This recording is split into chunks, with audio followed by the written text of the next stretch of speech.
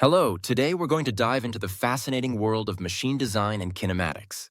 Think of this as a comprehensive guide to understanding how machines work, from the tiny forces acting on their parts to their complex motions. By the end of this lesson, you will be able to, first, analyze the stresses and strains within machine components and apply a factor of safety to ensure they don't break. Second, design fundamental machine elements like shafts, springs, and bearings. And third, describe and analyze the motion of mechanisms using concepts like velocity and acceleration. We'll cover everything from the basics to more advanced topics, all with practical examples and step-by-step solutions. Let's get started. Our journey begins with the core of machine design, understanding how materials respond to forces. This is the study of stress and strain. First, let's talk about stress. Imagine you're pulling on a rope. The force you apply is distributed over the rope's cross-sectional area. Stress is simply this force per unit area. So, if you apply a force F to a component with a cross-sectional area A, the stress, denoted by the Greek letter sigma, is F divided by A. It's a measure of the internal forces acting within the material. Now, what happens when you pull on that rope? It gets a little longer. This change in length relative to its original length is called strain. It's a measure of deformation. Strain, denoted by the Greek letter epsilon, is the change in length, delta L, divided by the original length, L naught. It's a dimensionless quantity, often expressed as a percentage. For many materials, especially metals, stress and strain are directly proportional up to a certain point. This relationship is known as Hooke's law. Hooke's law states that stress equals a constant, E times strain.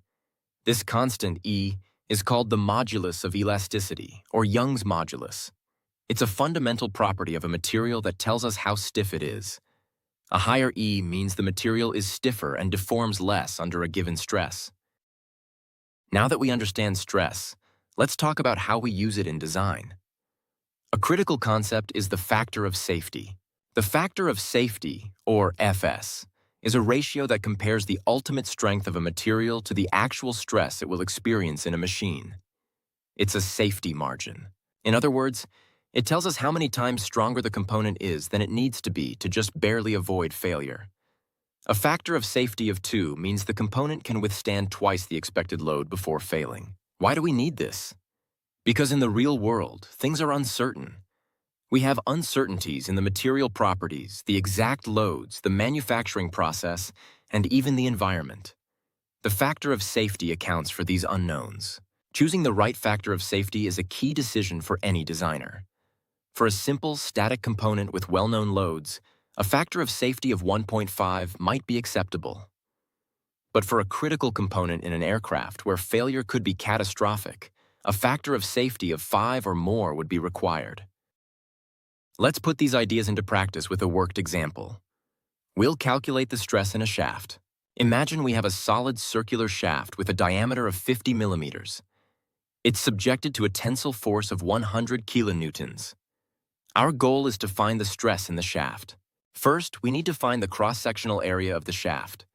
Since it's a circle, the area is pi times the radius squared, or pi over 4 times the diameter squared. Plugging in our diameter of 50 millimeters, we get an area of approximately 1963.5 square millimeters. Next, let's convert our force to newtons. 100 kilonewtons is 100,000 newtons. Now we can use our stress formula. Stress equals force divided by area. That's 100,000 newtons divided by 1963.5 square millimeters. This gives us a stress of about 50.93 newtons per square millimeter. This unit, newtons per square millimeter, is also known as a megapascal, or MPa. So, the stress in the shaft is 50.93 megapascals. If we knew the material's ultimate strength, we could then calculate the factor of safety. Now, let's consider a more complex scenario: combined bending and torsion. This is very common in rotating shafts. Imagine a shaft that is not only twisting, torsion, but also bending. This creates 2 different types of stress at the same point. How do we combine them to find the total stress? This is where the von Mises criterion comes in.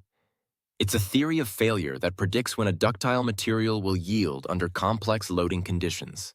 The von Mises stress, often called the equivalent stress, is a single value that represents the combined effect of all the stresses acting on a point. If this equivalent stress exceeds the material's yield strength, the material is predicted to fail. The formula looks complicated, but the idea is simple. It's a way to convert a complex 3D stress state into a single comparable value. For a shaft under bending and torsion, the formula simplifies. The simplified formula for a shaft under bending moment M and torque T is the square root of the bending stress squared plus 3 times the shear stress squared. This equivalent stress is then compared to the material's yield strength. Let's apply the von Mises criterion to a shaft design problem. Suppose we need to design a solid circular shaft to transmit 20 kilowatts of power at 200 revolutions per minute. The shaft is also subjected to a bending moment of 100 Newton meters. The material has a yield strength of 300 megapascals, and we want a factor of safety of 2.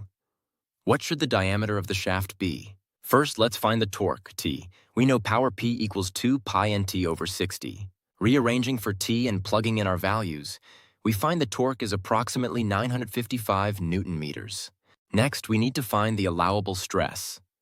This is the yield strength divided by the factor of safety. So our allowable von Mises stress is 300 megapascals divided by 2, which is 150 megapascals. Now we use the von Mises criterion.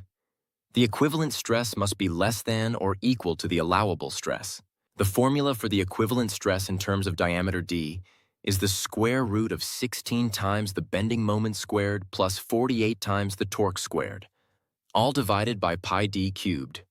We set this less than or equal to 150 megapascals. Solving this inequality for d, we find that the diameter must be greater than or equal to approximately 46.5 millimeters. So, we would likely choose a standard diameter of 50 millimeters to ensure safety. Another critical aspect of machine design is fatigue analysis. Many machine components fail not from a single large load, but from repeated smaller loads over time. This phenomenon is called fatigue. Think of bending a paperclip back and forth.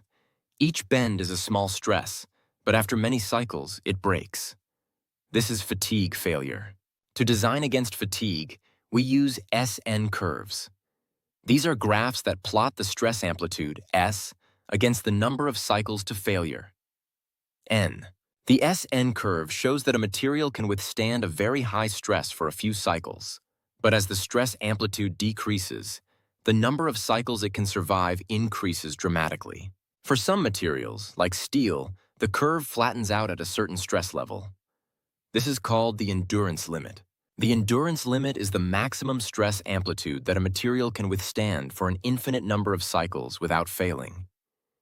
If you design your component so that the stress it experiences is below this limit, it should theoretically last forever. However, the endurance limit is affected by many factors, including surface finish, size, temperature, and stress concentrations.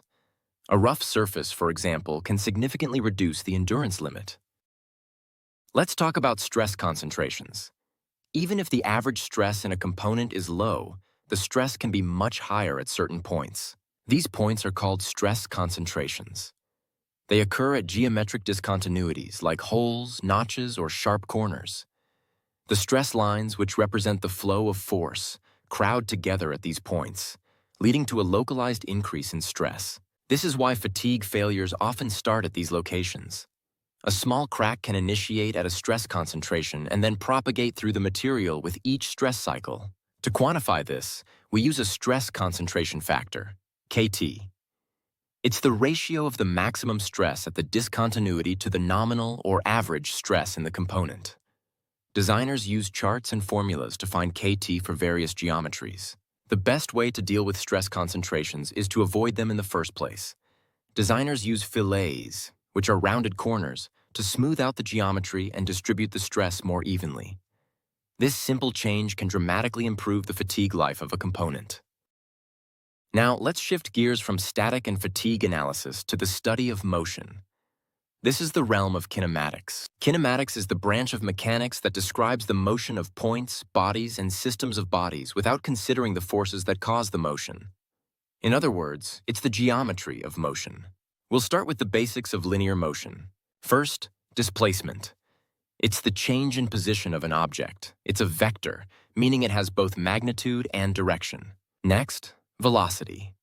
Velocity is the rate of change of displacement. It's also a vector, telling us how fast an object is moving and in what direction. Finally, acceleration. Acceleration is the rate of change of velocity. It tells us how quickly an object's velocity is changing, either in speed or direction. These three concepts, displacement, velocity, and acceleration, are the foundation for describing any kind of motion. Just as we have linear motion, we also have rotational motion. The concepts are very similar. Instead of linear displacement, we have angular displacement, which is the angle through which an object rotates. Instead of linear velocity, we have angular velocity, denoted by the Greek letter omega. It's the rate of change of angular displacement, telling us how fast an object is spinning. And instead of linear acceleration, we have angular acceleration, denoted by the Greek letter alpha. It's the rate of change of angular velocity, telling us how quickly an object's spin is speeding up or slowing down. These angular quantities are crucial for analyzing rotating machinery like gears, pulleys, and shafts. Now let's connect linear and angular motion. If a point is moving in a circle, its linear velocity and acceleration are related to its angular velocity and acceleration. The linear velocity, v, of a point on a rotating object is simply its angular velocity, omega, multiplied by its distance from the center of rotation, r. This is the tangential velocity. So, a point further from the center moves faster linearly, even if the entire object is rotating at the same angular velocity. Acceleration is a bit more complex. A point on a rotating object has two components of acceleration. The tangential acceleration, at, is due to a change in speed and is equal to the angular acceleration, alpha times the radius, r. The second component is the normal or centripetal acceleration, an. This acceleration is always directed towards the center of rotation and is responsible for changing the direction of the velocity. It's equal to the angular velocity squared times the radius. The total acceleration of the point is the vector sum of these two components. Understanding this is key to analyzing the forces on rotating parts. Let's work through an example to solidify these concepts. Consider a disk with a radius of 0.5 meters. It starts from rest and accelerates uniformly to an angular velocity of 10 radians per second in 2 seconds. We want to find the total acceleration of a point on its rim at the 2-second mark. First, let's find the angular acceleration, alpha. Since it's uniform, alpha is the change in angular velocity divided by the time. So, alpha is 10 radians per second divided by 2 seconds, which gives us 5 radians per second squared. Now we can find the two components of acceleration. First, the tangential acceleration. The tangential acceleration is alpha times r, which is 5 radians per second squared times 0.5 meters, giving us 2.5 meters per second squared. Next, the normal acceleration. The normal acceleration is omega squared times r, which is 10 radians per second squared times 0.5 meters, giving us 50 meters per second squared. Finally, the total acceleration is the vector sum of these two components. Since they are perpendicular, we can use the Pythagorean theorem. The total acceleration is the square root of the tangential acceleration squared plus the normal acceleration squared. This gives us a total acceleration of approximately 50.06 meters per second squared. When we have multiple moving parts, we often need to use relative velocity analysis. This helps us understand the motion of one point with respect to another. The fundamental equation for relative velocity states that the velocity of point B is equal to the velocity of point A plus the velocity of B relative to A. This is a vector equation. Let's break this down. VB is the absolute velocity of point B, meaning its velocity relative to a fixed point on the ground. VA is the absolute velocity of point A, and VBA is the velocity of point B as seen by an observer moving with point A. If points A and B are on the same rigid body, the relative velocity VBA is simply the angular velocity of the body, omega, crossed with the position vector from A to B RBA. This is a powerful tool for analyzing mechanisms. This method allows us to build up the velocity of a complex mechanism by analyzing the motion of its individual links and joints. A common and important mechanism is the slider crank mechanism. It converts rotary motion into reciprocating linear motion, and vice versa. It consists of a crank, which rotates, a connecting rod, and a slider, which moves back and forth in a straight line. This is the fundamental mechanism in an internal combustion engine. Let's analyze its velocity using the relative velocity method. We'll call the center of the crank O, the crank pin A, and the slider pin B. The velocity of the slider, Vb, is equal to the velocity of the crank pin, Va, plus the velocity of B relative to A. We know the crank rotates with an angular velocity, omega. So the velocity of point A is omega times the length of the crank, ROA, and its direction is perpendicular to the crank. The velocity of B relative to A is the angular velocity of the connecting rod, omega AB, times its length, RAB, and its direction is perpendicular to the connecting rod. The velocity of the slider, VB, is purely horizontal. By drawing a velocity polygon, we can solve for the unknown angular velocity of the connecting rod and the velocity of the slider. A powerful alternative to the relative velocity method is the instantaneous center of rotation, or ICR. For any rigid body undergoing planar motion, there is, at any instant, a point in the plane of motion that has zero velocity. This point is called the instantaneous center of rotation. Think of it as the pivot point. The body is rotating around at that exact moment. The beauty of the ICR is that once you find it, the velocity of any other point on the body is simply its distance from the ICR multiplied by the body's angular velocity. So the velocity of any point P is omega times the distance from the ICR to P. This can often simplify velocity analysis significantly. For a slider crank mechanism, the ICR of the connecting rod can be found by drawing lines perpendicular to the velocity vectors of points A and B. The intersection of these lines is the ICR. From there, finding the velocity of the slider becomes a simple calculation. Let's recap what we've covered today. We've taken a comprehensive tour of machine design and kinematics. In machine design, we learned about stress and strain, the factor of safety, and how to design components like shafts using criteria like von Mises. We also explored fatigue analysis and the importance of stress concentrations. In kinematics, we covered the fundamentals of linear and angular motion, the relationship between them, and powerful methods like relative velocity and the instantaneous center of rotation to analyze the motion of mechanisms. You are now equipped to analyze the forces and motions in a wide variety of machines. Remember, the key is to break down complex problems into simpler parts and apply the fundamental principles we've discussed. Thank you for joining me on this journey. Keep exploring, keep designing, and keep learning.